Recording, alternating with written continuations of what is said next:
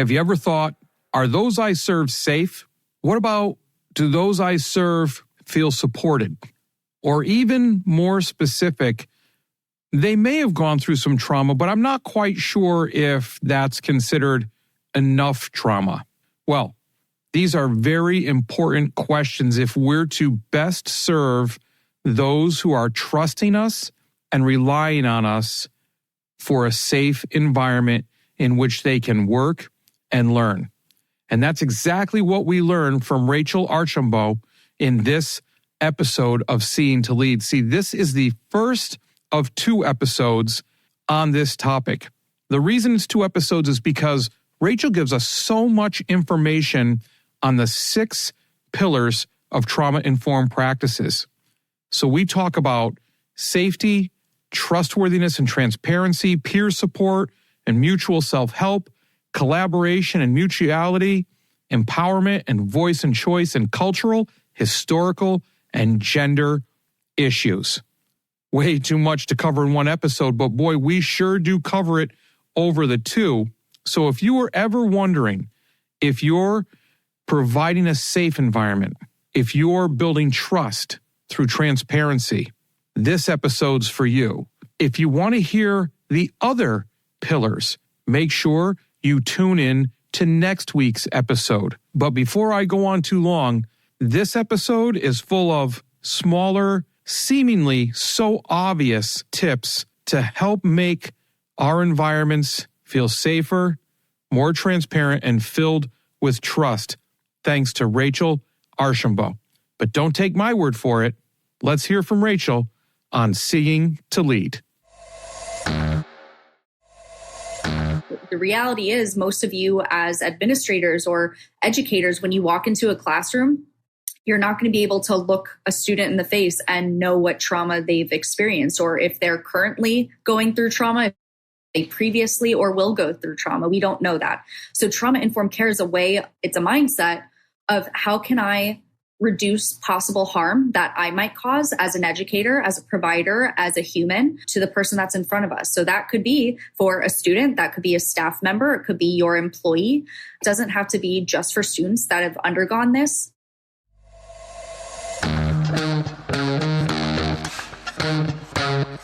Dr. Chris Jones here, and welcome to Seeing to Lead, a show designed to help leaders increase their ability to effectively support, engage, and empower their staff through intentional practices so that they create an environment where everyone reaches their greatest level of success. On Seeing to Lead, communication rules the day as we hear voices from both teachers and leaders in an effort to examine perspectives, highlight misunderstandings, and provide steps to ultimately bridge the gap between what teachers need and provide through thoughtful dialogue. This show is about amplifying voices, creating understanding, and providing information to help everyone continually improve. I want to personally thank you for taking the time. Now, let's get to getting better. Rachel Archambault, CCC-SLP, is a speech-language pathologist who specializes in trauma-informed care. Rachel found TIC after experiencing a traumatic event at work on February 14th, 2018. She was looking for ways to help her students who had just undergone trauma as well as herself. She realized that not only would this help for those specific students, but that TIC could be applied in any setting, any population, and with any age group. As an SLP, she offers a unique perspective to how trauma-informed care falls under her professional scope of practice, as well as for other healthcare professionals and educators. I'm really excited to talk to Rachel today because of the idea of trauma-informed care. Oftentimes we get mixed up with the idea that there has to be a major traumatic event that we all realize.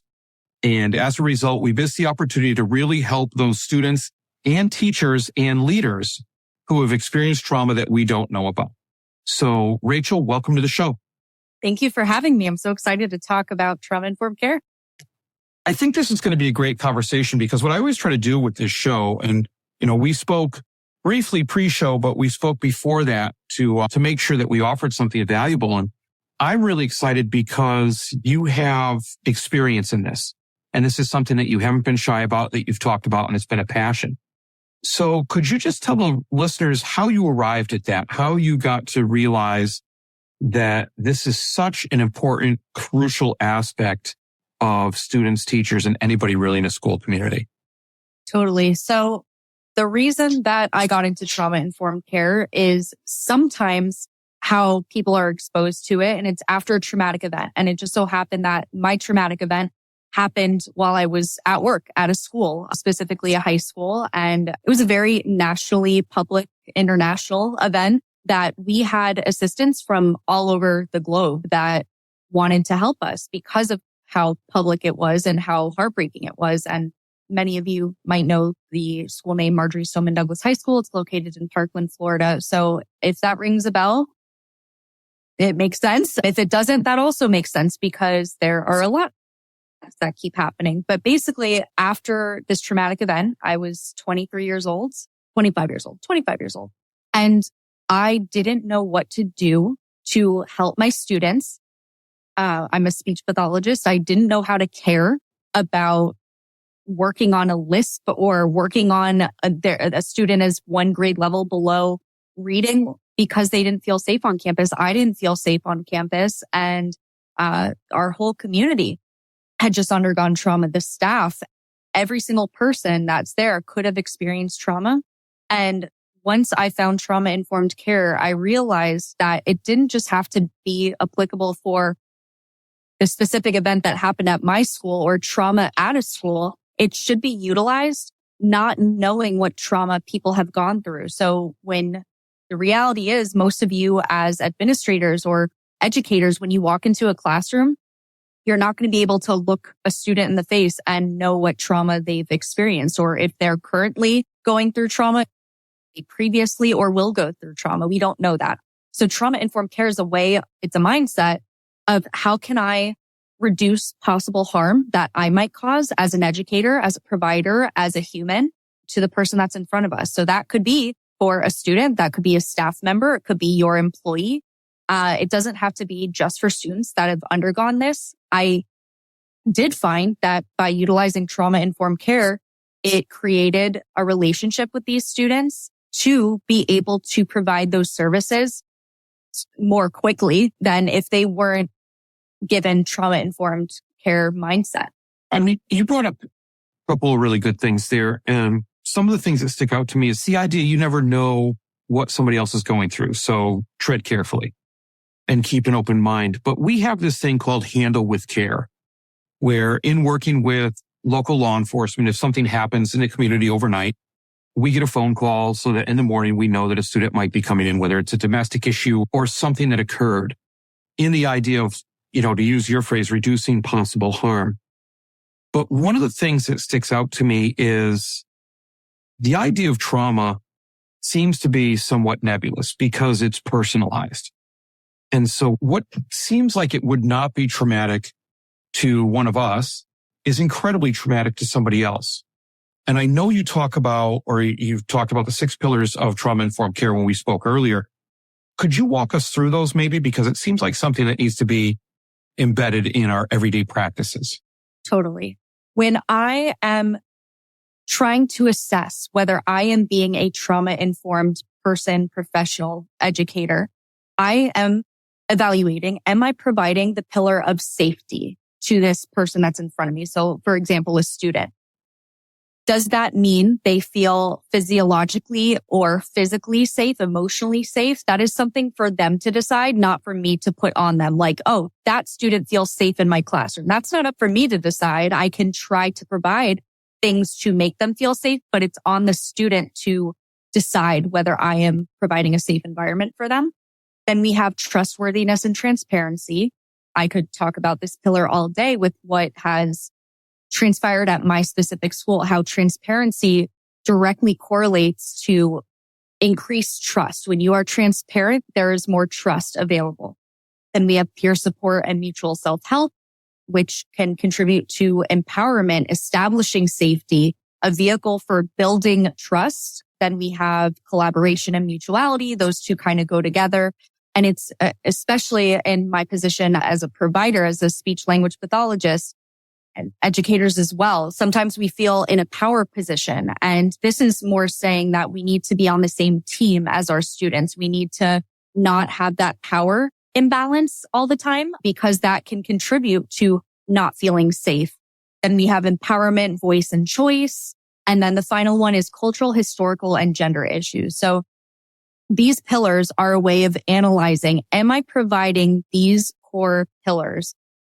And by providing these pillars, it contributes to an environment that learning is able to be done, that relationships are able to be built on, resilience is able to be built. So when a traumatic experience does happen or may happen, they are able to cope with those feelings more by being provided all of these pillars.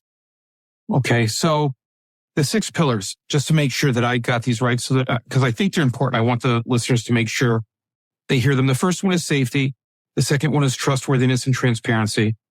The third one is peer support, mutual self-help. Yes. The fourth one is collaboration.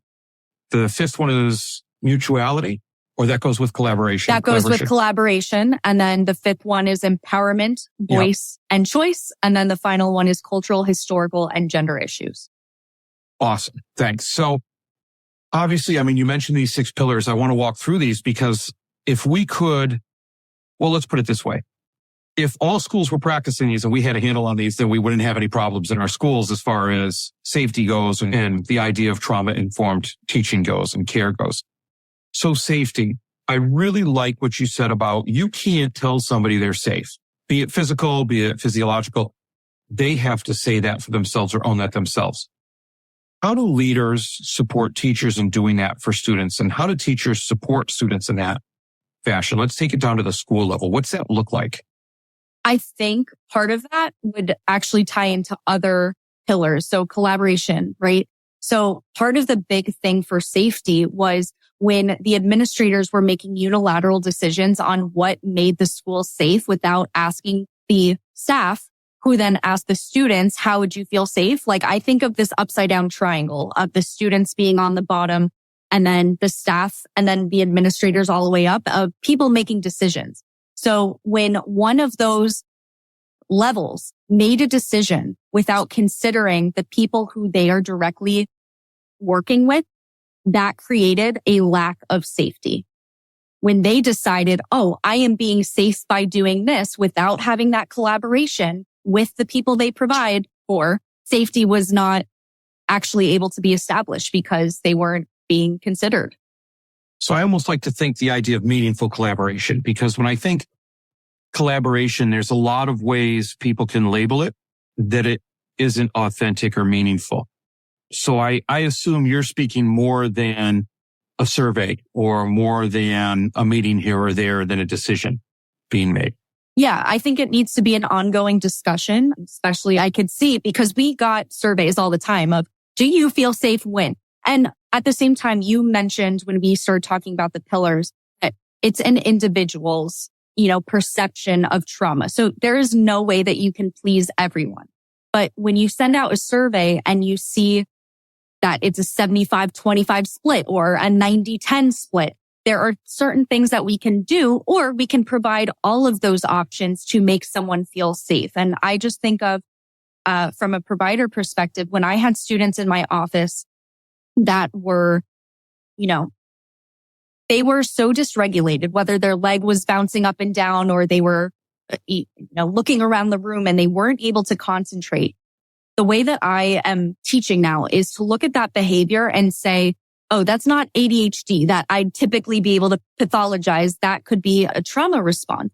And it's so easy for a teacher to be like, pay attention, when they're not really seeing that if someone does not feel safe, we cannot regulate emotions. We cannot learn. It's like the Maslow's hierarchy. So it's just understanding that other behaviors might kind of let you know that something might be going on and to consider what else could be going on. That's excellent, because safety, as I look at the 6 pillars, I want to touch on these pillars and what they look like in practice. But when I think about safety, I was initially thinking, oh, well, that's easy. We don't have to spend a lot of time on that. And as you explain it, there's a lot to it, and there's a lot to unwrap around the idea of safety. And from what I see, how much it ties into the trustworthiness and transparency, because obviously if somebody trusts somebody and there's transparency going on, that the trust level goes up and you would think, feel more safe. But when you're doing surveys, how transparent are leaders with surveys? And a way they can really help that is to make sure, one, that they use the data in a very public way and that they're honest about the data where it goes. But so about trustworthiness and transparency, can we talk a little bit about that? That to me seems a little more difficult to give some examples of in the classroom. It's difficult. So some examples that I can think of directly after what happened at my school was transparency directly led to us trusting the administration. We felt things were kept from us. And that happens to schools all the time without a traumatic event. But for people that have undergone trauma, it is very important to feel in control. That ties back into safety and every other one of the pillars.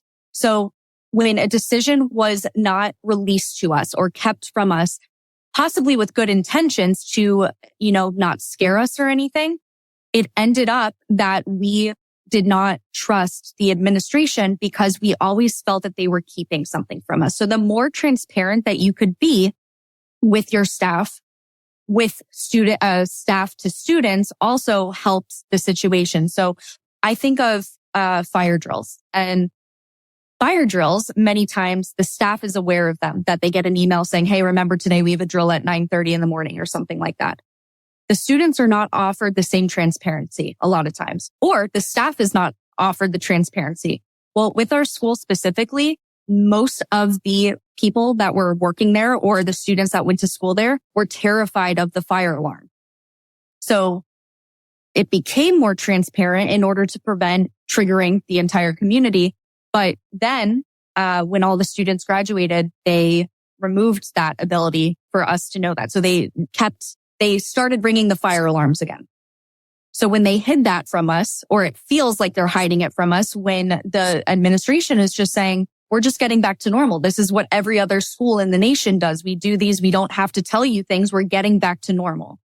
So by not being transparent, and you can think of transparency as a whole bunch of things, but that's just one example of when it's perceived as things are being kept from you, you cannot trust. And as a provider, if my students can't trust me, we're not going to have this open relationship. It's not going to feel safe to them. And that can contribute to trauma. Well, you bring some things up that really hit home with me as I'm thinking about it. Right? I mean, the idea that after those students graduated, that's just kind of missing the boat a little bit on the idea that it wasn't just the students that experienced the trauma. But some of the things, so talking about sharing, and you said that sometimes administrators or leaders don't share certain things with teachers. Teachers don't share certain things with students because it might bother them or something like that. So how do we just share everything and say, I know this is going to be troublesome, but I don't want to hide it from you. I want to be honest. So that is what has been working well at a school that has experienced trauma. So administrators will send out a list. So say regarding the trial, typically our school would get a notification, or our principal would get a notification that something big is going to be happening. I want to let you know first. And in the headline, the subject of it, it has to say urgent, sensitive, like somewhat of a trigger warning. Because if this information came out, the staff would say, you kept this from me. I know you know this. Why didn't you? So it contributes again to it's distrust.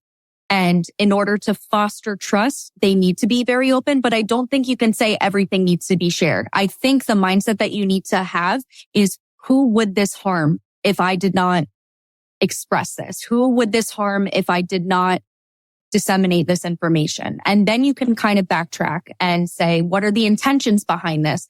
It's constantly evaluating what the information is. And again, who would be harmed by this, by not knowing this information. And that's something, with the fire alarm piece that you mentioned, that you don't think about who sets that off. And I know a couple individuals as teachers that are set off by the fire alarm, so they're notified early. And there's certain students in the population that we notify early. Right. When we know a fire alarm's going on. And sometimes the school doesn't know. The fire department comes in and pulls the lever. Right. But what would be the harm? I think about it almost comes down to a measurement of whether it's more harm or more good. Yes. Like people know how to get out of the building. Yes. That's not an issue. So, and it's not a surprise, especially for us. We have a long driveway. So, the classrooms already see the fire trucks pulling up the driveway. So they know, so they text their friends and they have it. But we don't really tell any teachers. And it reminds me of a story. So when we had COVID and we were out of school, we went around to all the houses of the seniors to gift them graduate yard signs. And what we did is we drove around with the yard signs and we put it out on social media that we're going to be showing up and everything. And we went around with the police and the fire engines and they honked the horns, put the lights on. And when I was explaining this to somebody that is part of a mastermind group I'm in, they said, did you check if that bothered anybody if Yep. they had any? And I sat for a minute, after I get all over no, but it's a great idea. I sat for a minute and I was like, wow, I didn't. And somebody that would have experienced that, a house fire, who would think of that? And now they moved into a house and here come the fire engines with the lights and everything. Yeah. Not that was an issue, but that's a very real thing that I didn't think about. Cool. And I think of a very similar, I have fire truck and police siren stories, but when we came back the next school year, we had a new administration and they wanted to pep us up, right? So they had the drum line for the school meet us in the auditorium. And it was not, oh, here comes the drum line. They just started. So it panicked every staff member. People were running out of the room and everything. And that's the kind of thought that is like, wouldn't you assume that if this population is terrified by noises, maybe that is a poor decision? So who could this harm? The entire, staff. So I think of fire drills, fire alarms as well. When we are on a plane flying somewhere and turbulence happens, they don't put emergency sounds on, right? The goal is to keep us calm because when you are dysregulated, you cannot make good decisions. It's much harder to make good decisions. So what do? They come on the intercom and very calmly they say, we're going to exit the building now. And when you go into other spaces other than schools, the fire alarms are often very pleasant sounding and not scary sounding. Why is it that in schools we have this scary sound that people can't think? I think that leads to many more mistakes than if it were just bing. So we have to think of other areas that have fire drills or other emergency alarms that are not blaring like that because it is traumatic for some people, re-traumatizing for some people, but also if the goal is to get people out calmly, having a dysregulating sound like that is not going to achieve the goal. That is such a brilliant example of the plane. If anybody that's listening to this has ever been on a plane, that's so true. You hit turbulence and everybody gets nervous, right? Your chest gets a little tight and they come on, oh, we're just experiencing a little bit of turbulence, meanwhile you're trying to keep your drink on your tray. Yeah. And it just helps keep the situation calm, where people kind of look back and forth and almost laugh at the person saying we're just experiencing a little bit of turbulence as you're getting bounced around. If you're up in the air and doing that constantly and the alarms are going off, that is going to create mass hysteria. And that is not the goal. So it's interesting that we have all these examples of how to tolerate emergency situations. And we don't do that in the school when students are the most vulnerable that should not have the coping strategies. Their brains are still developing and everything. And especially in schools now, when it is such a sensitive topic about things that could go wrong in a school, we need to be able to calm very easily. So having these emergency sounds and just things that scare people and drills constantly is contributing to more trauma and more chaos. Supporting your teachers and students seems to be a struggle. They just don't seem to be engaged. You wish they would take more responsibility for their learning and culture of the building, but they just don't seem to be empowered enough to do it. So, my question is, have you checked out the book Seeing to Lead yet? It's all about creating a true educational experience where learning, growth, leadership, and community take center stage. Full of strategies and resources, Seeing to Lead is about attaining that goal by employing a model that supports, engages, and empowers all individuals to become leaders themselves. Pick up a copy today at seeingtolead.com. That's SEEINGTOLEAD.com. Remember, you don't become a leader and then decide you need to support and recognize others more than yourself. It is the moment you realize it's about supporting and recognizing others that you become a leader. seeingtolead.com.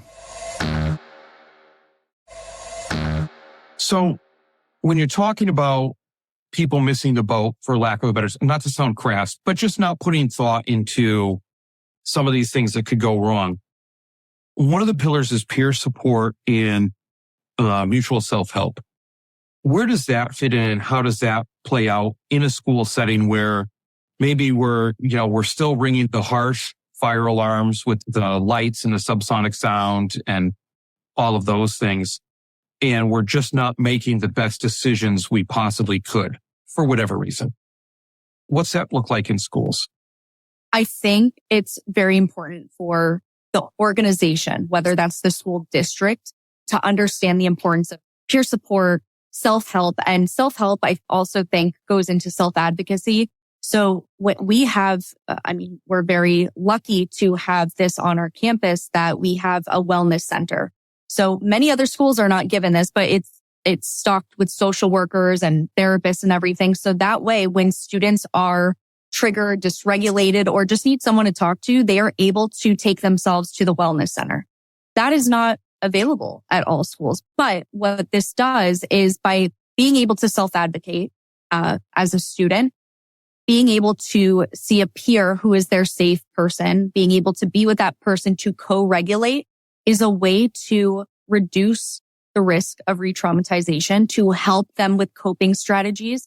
Peers are so important with healing. And it's really interesting because although I'm not a peer in age with my students, which I'm kind of close in age, but I would get a lot of calls from parents saying, like, I don't understand why my student, who you don't even have, has picked you as their safe person or will talk to you about what happened. And I'm like, because I went through it. I'm technically a peer, that whether it's my age or the way I talk or the comfort level, they are able to talk to me as a peer about what happened. And that is not, administrators might not be on that level. Parents might not be on that level. It's who they deem on the same level. So we have groups, support groups across the nation of similar traumatic experiences. So say a car accident, you might have a 15-year-old in that support group, and you might have an 80-something-year-old in that support group, because they are peers with what they have gone through. So it is very important to have that available for them, whether in the community. With our community, we have something called Eagles Haven. So any of our community members are able to go and get some services or have activities to do together. And it is a way of providing them a safe space to work with peers and help them with their trauma. The things I'm thinking about while you're talking about this, because when we talk about self-help and peer support, is there a pre-trauma, a post-trauma, where some of these pillars make more sense? Or, I wonder, is some of this, do some of the pillars almost become like, okay, well, that one's so low, you need to build back on that one because now you're post-trauma. Or if you've done better pre-trauma, you might not be in the same situation, because there are traumatic events that occur that nobody has control over. So you just have to, which I think is one of the reasons for these 6 pillars, because if you do this in a proactive manner, it will help with a traumatic event when it occurs. But I think about the peer support piece, and when I hear peer support and I hear peer check-in centers, like we have a student support center at my school that sounds much like the wellness center you're talking about. We have a couple different areas for that. But it sounds like that's good for post-trauma. Wow. Now, as I told you in the beginning of this, there is plenty of information that Rachel goes over and helps us out with the 6 pillars of trauma-informed care. Really stood out to me the difference between big T and little t trauma, and how we really have to look away from that if we're going to move forward and authentically, meaningfully support people by making a safe, transparent environment. Look, This information is so useful anywhere. I want you to do me a favor. Re-examine your current practices. Take some of the advice that Rachel gives us in this episode, and then tune in next week to hear the rest of the pillars. I promise you won't be disappointed. As a matter of fact, why don't you grab one person and tell them to listen to this episode and then make sure they tune in for the second episode? Because if you do that for one person and then they do it for one person, we're going to create an overall better environment and experience for everyone. And after all, isn't that the whole point of serving others? Thanks for listening, and don't forget to take action on that challenge I left you. Well, that's a wrap, but not the end. Next step, be sure to take action on something you heard here today. Hey, thanks for listening to the Seeing to Lead podcast. If you would like to connect for any reason, email me at drchrisSJ@gmail.com or catch me on Twitter at Dr. C.S. Jones. If you've gotten any value from the Seeing to Lead podcast today, you can help me and other leaders create a world-class environment through a teacher-centric approach by subscribing to the show, leaving an honest rating and review, and sharing this episode on social media with your most valuable takeaway. Also, one last thing. Have you had a chance to pick up my latest 5-star rated book yet?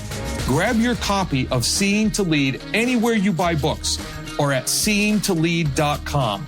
That's seeingtolead.com, where you can learn more and continue to improve. Now go have a successful week.